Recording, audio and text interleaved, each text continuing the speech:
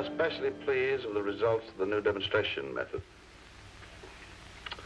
Next time you're in town, give me a ring and I'll sail for the best lunch you ever had. Kindest regards, sincerely. Got it? Well, I guess that does it for today. Fine.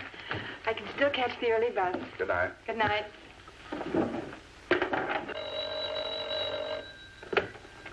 Benton speaking. Hello, Mr. Carter. No, I hadn't thought about doing anything about that until sometime next week. Well, I suppose I could if it's necessary. Hold the phone, will you? Carol, are you still there? Yes, sir. Come back in, please. Yes? Would you mind staying a while and helping me with a little work? Mr. Carter wants a sales analysis in the morning. Well, sure, I can stay. Get your book. Mm-hmm. Hello, Carter. I caught my girl just in time. We'll get right at it. I'll have it in your office before noon tomorrow. No, that's perfectly all right. I haven't got anything to do anyway. Okay. Kindly let me know, and I'll give you more information. Sincerely. Well, that does it. I guess we've earned our merit badges for tonight. Thanks for staying. You're welcome. And now again, good night. Good night. Hey, wait a minute. I just realized it's 10 o'clock and neither of us have had any dinner. Why don't you let me feed you and me, and then I'll drive you home. That sounds fine. Give me a moment to powder my shiny nose. Sure thing. Yell when you're ready. And Carter said, Benton, I've been listening to you yap about your ideas long enough. Mahaffey's moving to Memphis, and that leaves the sales manager's job open. You're going to get it, and brother, you better be good. So that's how I became sales manager. And you have, haven't you? Have what? Been good. Well, the way business has been the last 3 years, everybody's been good. Oh, come on now. I know how hard you work. How many evenings you spend at the office alone, how many plans and gimmicks you cook up. You're married to your job. Well, yes, kind of, I guess. Anyway, it helps to fill time. You'll be in there punching at 8 o'clock tomorrow morning. I better be getting home. Oh, sure. Carol's been a wonderful evening. I haven't talked and laughed so much in a long time. It has been fun, hasn't it? You were sweet to think of it. Can we do it again sometime? Why, sure, sometimes. Good. I had to come to town anyway, Benton, but I do have something to discuss with you. About Ann, of course. Some new drugs. We've just started to use them, but they've been trying them at other mental institutions for some time with some interesting results. The percentage of success isn't high, but where they've worked best is in cases like your wife's, where there's been temporary response to other treatments. Oh, I don't know, Doctor. To a girl like Ann, these temporary interludes of sanity must be absolute torture.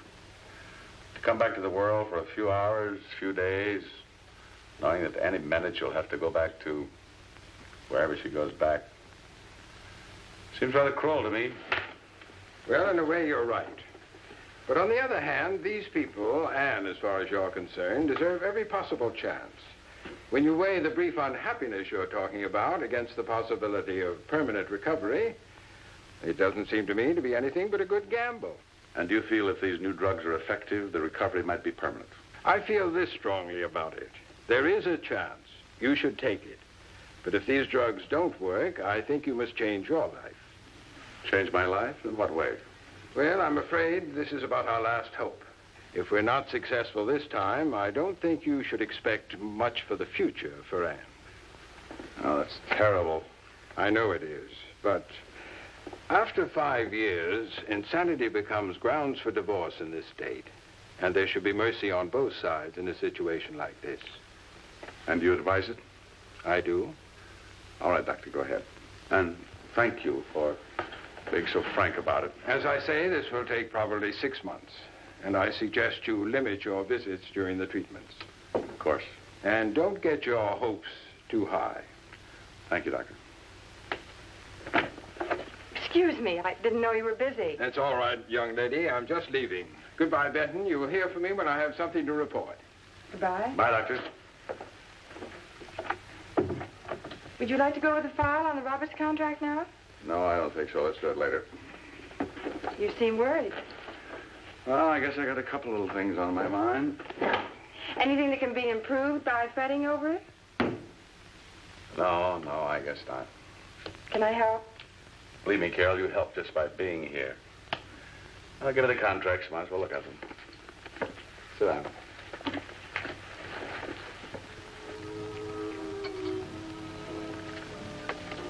Two sugar. Two sugar, right. You learn quickly.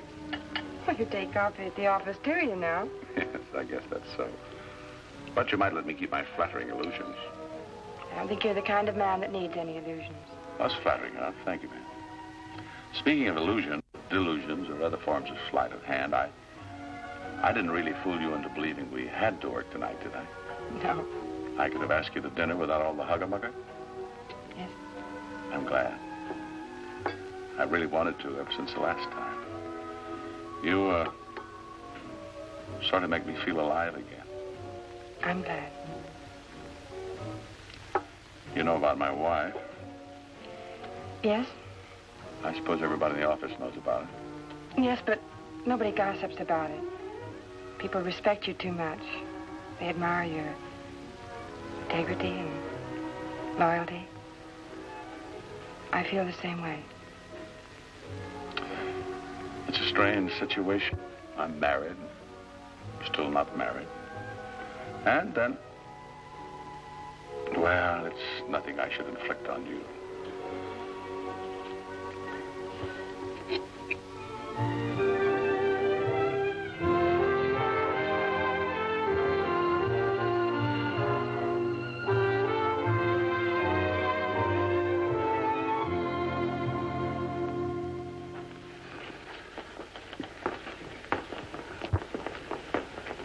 Pretty deluxe, aren't we? After all, this is a very special occasion. A, you're going off on your vacation in 48 hours. And B, I've been waiting through 6 months of those catch-as-you-catch-can after-work dinners to take you out on a real date. Wonderful 6 months. To the world's best secretary and her vacation. I guess I can legitimately drink to the last half. Now I think it's time for another first. Would you care to dance? Love to.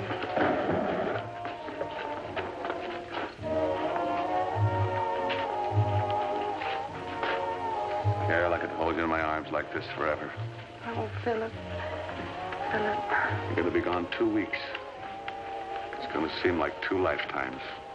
Please, Philip, don't. Oh, I know I haven't the right to tell you what I want to tell you, but... Philip, you know you're more than just a boss to me. Let's wait till after my vacation before we try to make any decision. All right. It's going to be an awful long 2 weeks. Me too. Carol, why don't you let that go? A girl who's leaving on vacation tomorrow must have a million things to do. Why don't you take the rest of the afternoon off? Thanks. Maybe I will leave pretty soon, but I want to get this straightened out so that Mary won't have any trouble finding things while I'm away. You've already told her 6 times. We won't have any trouble. Oh, never mind. I'll get it. Benton speaking. Dr. Forbes. Yes, Benton, Forbes. With some news for you, some very good news. Is that so? What is it? Well, my hopes for the result of the new drug we discussed has been fulfilled. I might even say surpassed. What does that mean? It means that your wife is well enough to come home. Come home? Doctor, you mean she's... Yes, Benton, well. Ready to pick up her life where she left it 5 years ago. Doctor, are you sure this isn't just another false alarm? These drugs she's been taking, if she stops using them, won't she slip back? No, this is no false alarm, Benton.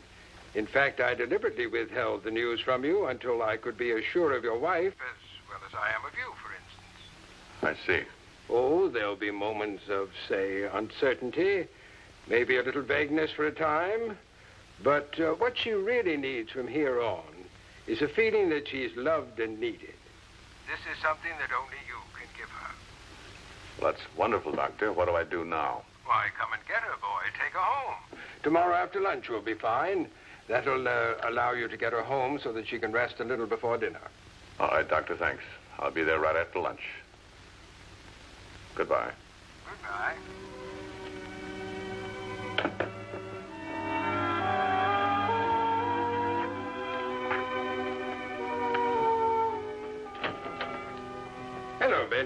Glad to see you. Hello, Doc. Thank you. Where's Ann? She'll be here in a moment. Fine. How's she feel? She feels fine. Oh, naturally, she's a little nervous over all this. Leaving here, going home, seeing you. It's a big move after 5 years. I can understand that. I'm a little nervous myself. Well, that's natural, too. But take it easy. Give her time to adjust, and everything will be all right. Hello, Philip. Ann, dear.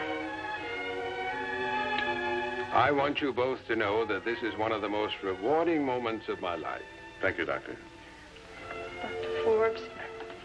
Oh, it's silly of me to try to thank you. There's just no words for it. Seeing you walk out of here well is all the thanks I need, Anne. Oh, Miss Hunt, have you the medication I want Mrs. Benton to take with her? It's in the pharmacy, Doctor. I've sent Mrs. Benton's other bags out to the car. Oh, come along, Miss Hunt. I'll get the things from the pharmacy. It's wonderful you're coming home, Ann. It'd be wonderful to be home.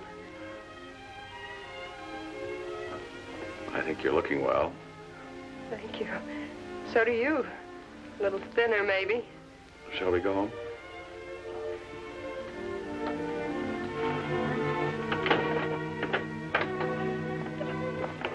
Well, here we are. Yes.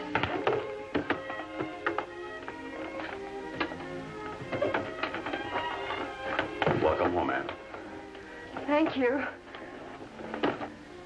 Home. It's going to take me a little while to get used to this.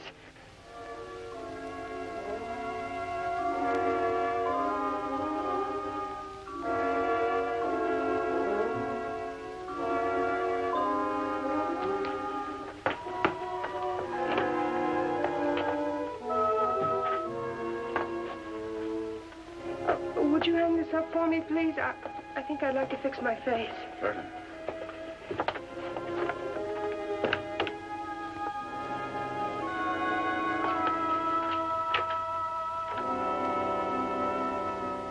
More coffee? No, thank you. That was a wonderful dinner, Philip. You've become very good in the kitchen. And by the way, do you like what I did in the kitchen? That new asphalt tile instead of that old linoleum? Then it is different. It's considerably different. After you went away, I did several things around the house I thought maybe you'd like. The new tile, metal cabinets in the kitchen, flagstone walk in front of the house. A lot of things. Thank you. I was afraid I'd forgotten. Oh, Ann, dear, there probably are many things you have forgotten. One can't be expected to remember every detail about a house after 5 years. Well, I do remember lots of things. I remember exactly how the kitchen looked now. You know, even that little rusty spot on the old sink that I never could bleach out. I finally gave up on that one and got a new one. Thank you. Philip, would you mind if I went up to bed now? I'm kind of tired. It's been quite a day. Oh, of course it has. Now, you run along. I'll stay down here and read a little while. Be up in a few minutes. I promise to be very quiet when I come up. Good night. Night.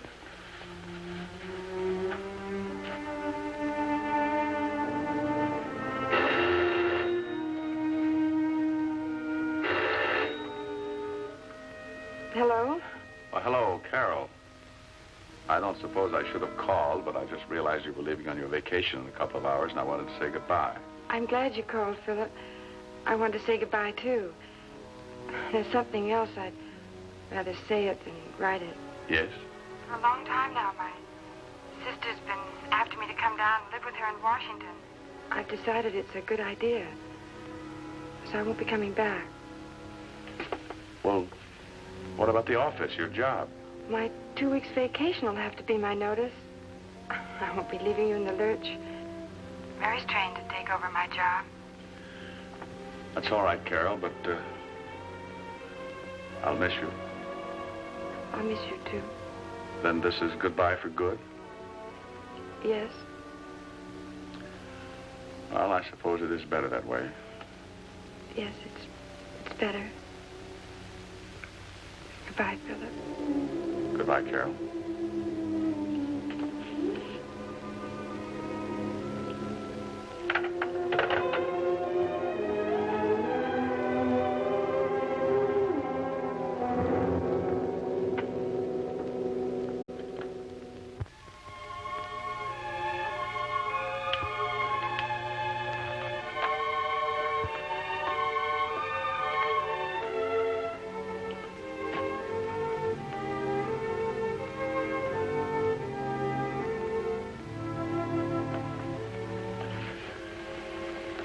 Joanne, dear, you aren't asleep.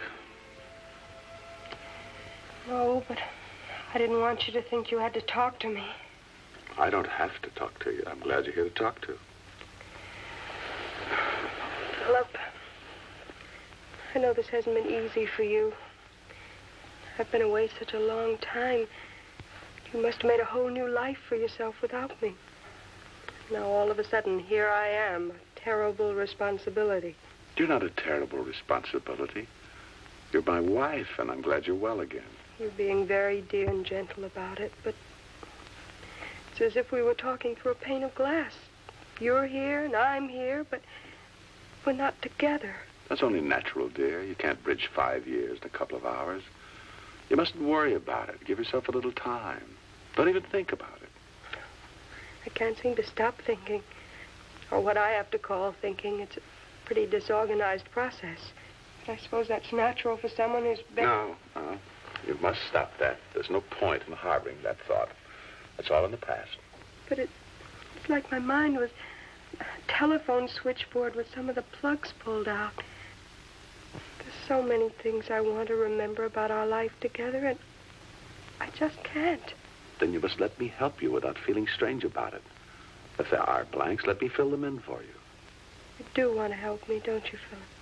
In every way I can. Look, dear, let's take a little trip together. I haven't had a vacation in a couple of years. Let's just go in, loaf, and relax, and get used to each other all over again. Where would we go? Oh, New England, maybe. Yes, New England. I've always wanted to go to New England. It must be lovely at this time of the year. Yes, I think I'd... Philip, have I been to New England? Mm-hmm. On our honeymoon. Oh, I'm sorry. So many things. Would you forgive me? Of course I'll forgive you. You get a good night's sleep. We'll leave the first thing in the morning. Okay. Okay.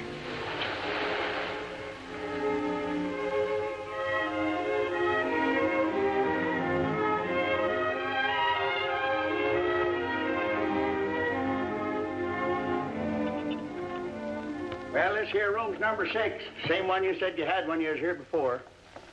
Now, I could say that I remember, you understand? But the truth is, I ain't got no memory for you at all.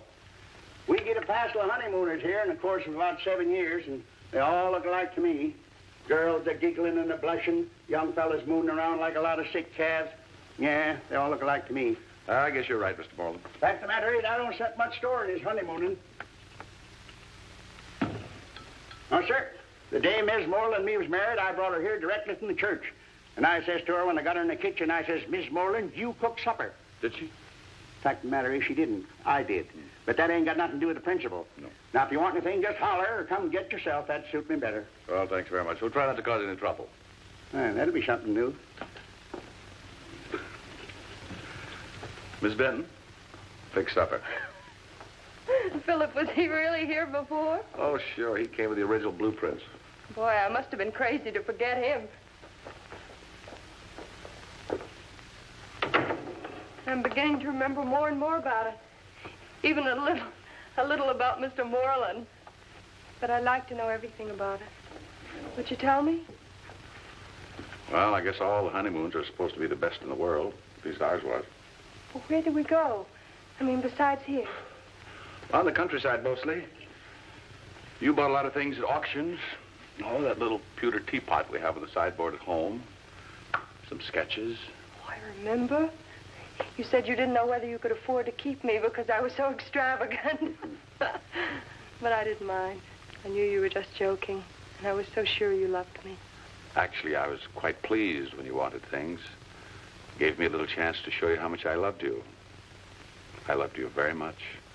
You loved me? Miss Moreland said this is on the house.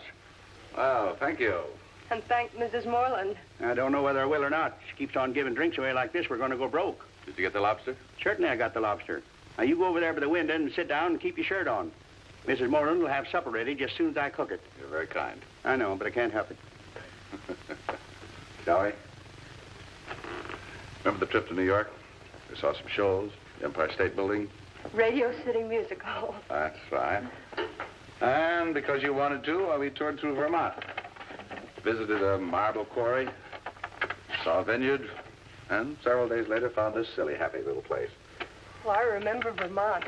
All those wide roads that were so smooth. I sort of remember coming here.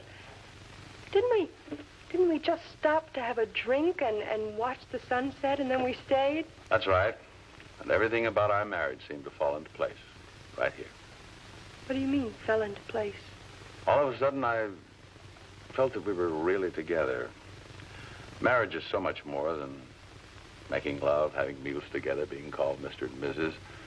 There's a kind of a oneness, for want of a better word. With it, there's ease, peace, understanding, and the wonderful, enormous sharing of everything, the good and the bad. Marriage really becomes marriage when you realize that that feeling has come into being. There's nothing quite like it. Once you've got it, you better hang on to it. What was it that gave it to you so suddenly?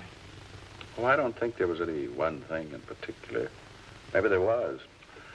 I remember we were sitting here, and you were watching the sunset like you'd never seen one before. Your face was like a little girl's on Christmas morning, and you acted as if I'd done the whole thing for you myself. You said... I said, thank you, Philip. Can we watch the sunsets together always? That's what I said. I remember. That's right. And I made you a promise. I promised we would always. Do you remember that? Yes. But, Philip, that's not a promise you have to keep now. I don't know how you feel, but it seems to me that when someone's been away for 5 years, all promises are just automatically canceled. And, dear, because we've been apart, we've both been away in a sense. A while ago, when I heard you laugh, suddenly all the time disappeared. I knew you were back. And I knew I was, too. Where you've been, I know it was frightening and terrible. Where I've been, I've seen discouragement, loneliness. Sometimes everything seemed quite futile. But I also saw courage, honor, and beauty, too.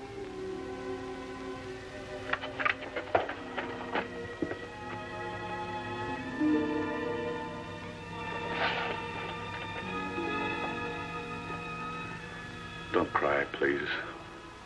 We're both back and everything's all right. We'll always be together now. We'll always watch the sunsets together. I love you, Anne. I love you, Philip. I don't think I'll cry anymore, ever.